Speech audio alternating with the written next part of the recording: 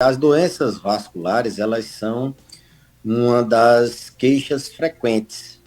São doenças muito frequentes no paciente idoso.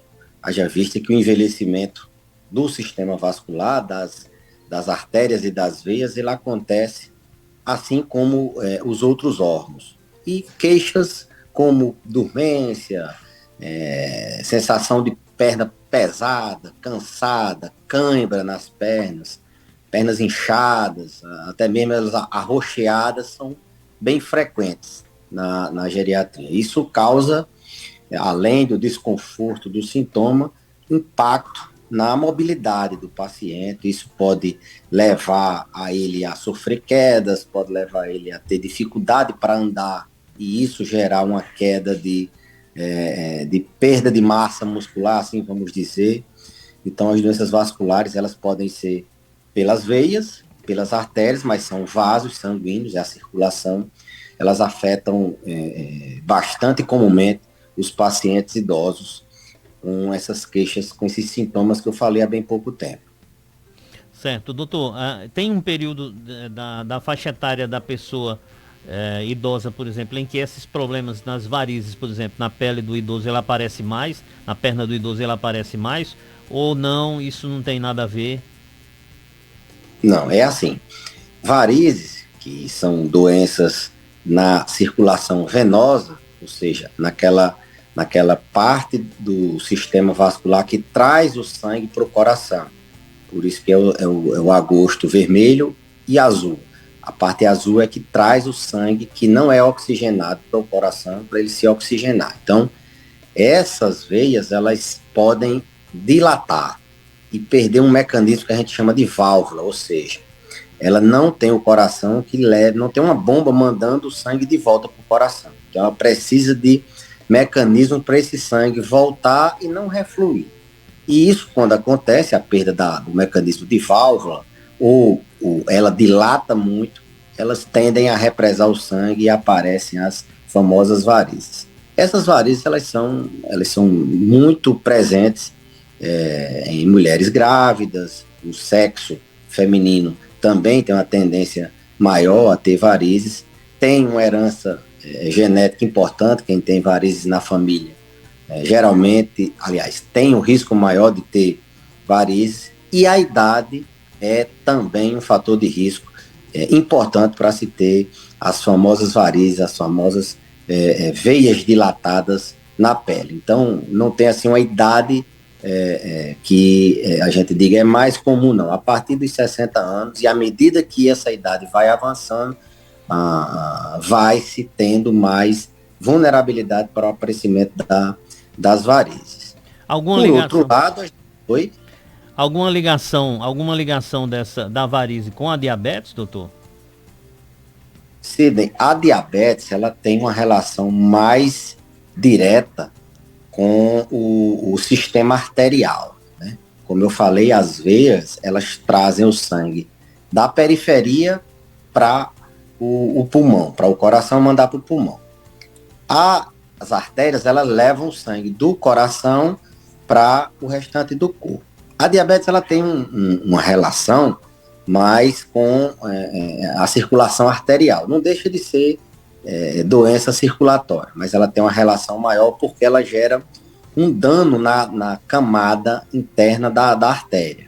À medida que a glicose, por muito tempo, vai ficando alta, ela vai meio que corroendo essa camada interna da artéria e vai gerando doenças relacionadas à circulação. Na verdade, a diabetes, ela traz doenças, traz complicações em diversos órgãos, por exemplo, no olho, traz nas pernas, nos rins, no coração, porque todos os órgãos precisam de circular sangue e o sangue é levado pelas artérias. Então, a diabetes, ela é agressiva para o vaso, para a artéria, e, consequentemente, todos os órgãos são vascularizados, tem sangue, traz consequência para todos os órgãos. Então, a diabetes, ela tem uma relação, sim, com o sistema circulatório, mas principalmente com o sistema circulatório arterial, aquele que leva o sangue do coração para as outras partes do corpo, porque ela vai corroendo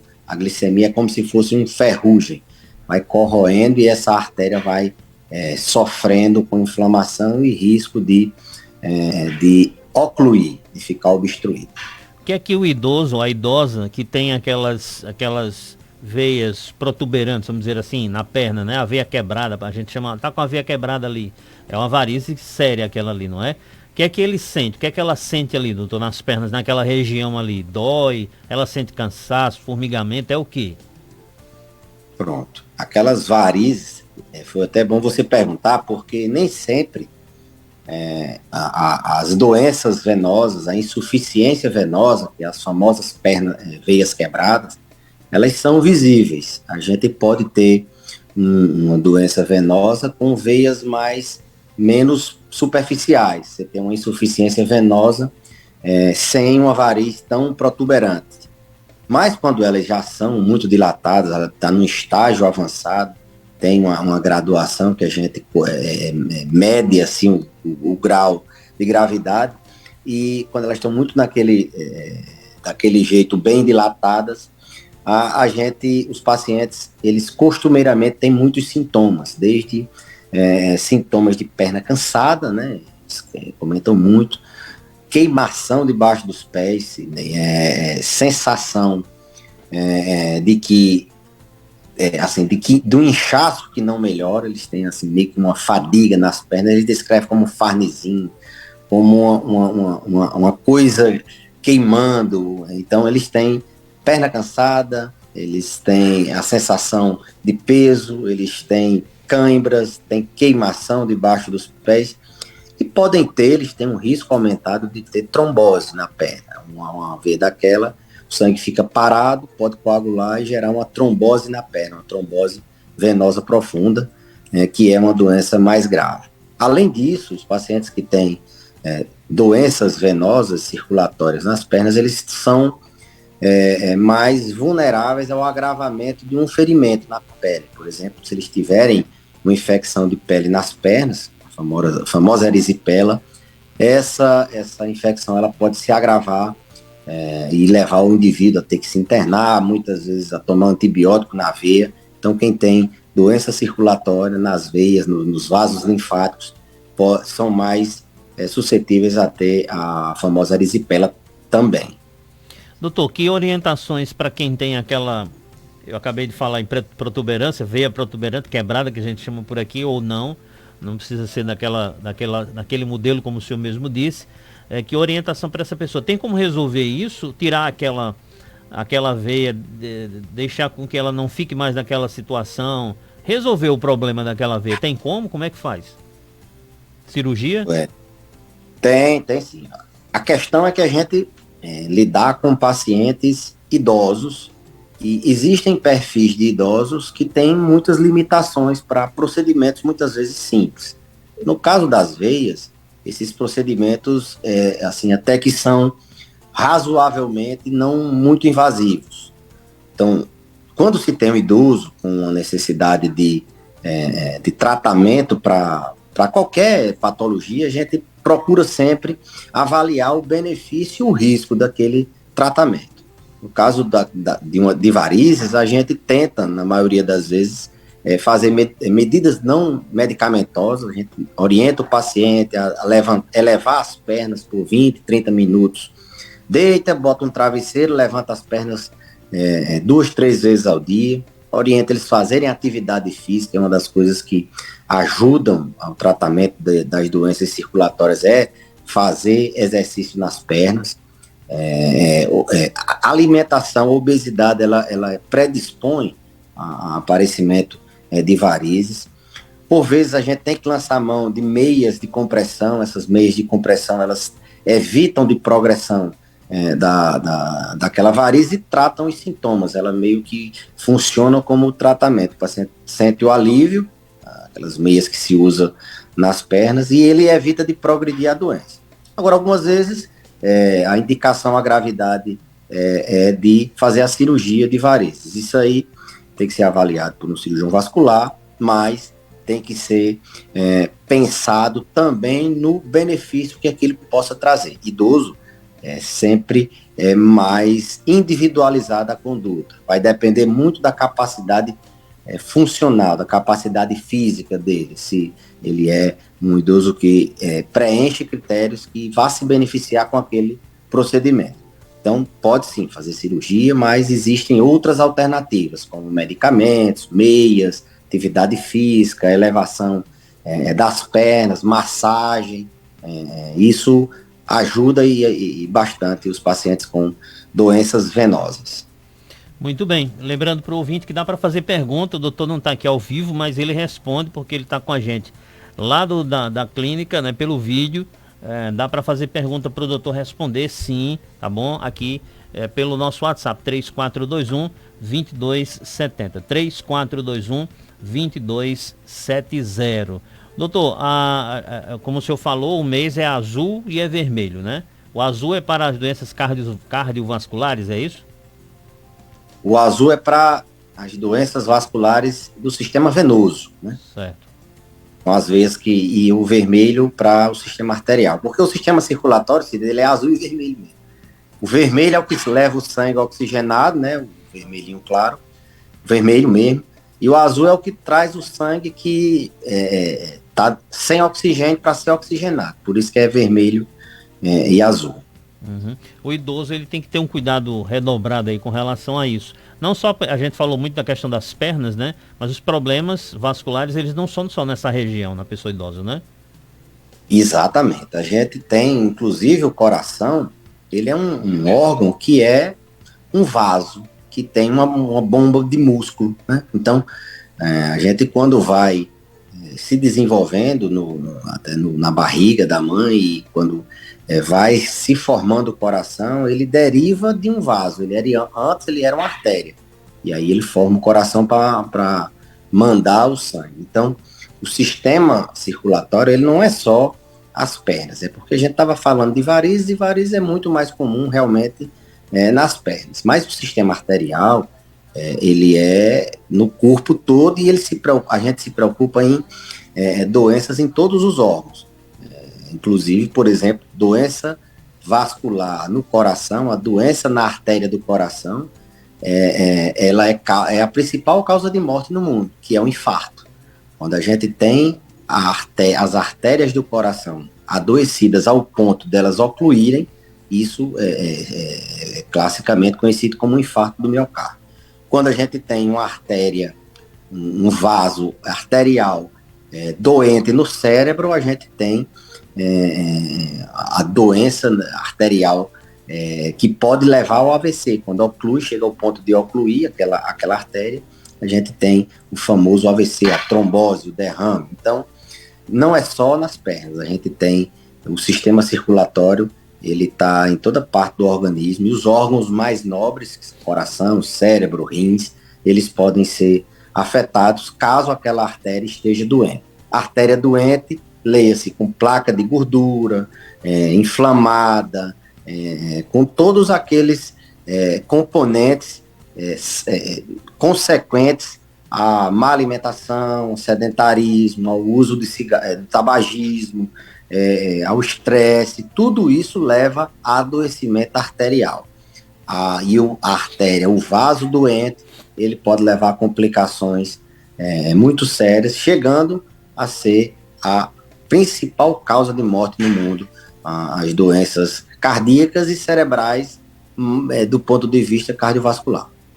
Muito bem, já tem ouvinte que mandou mensagem para cá, vamos lá, vamos ouvir.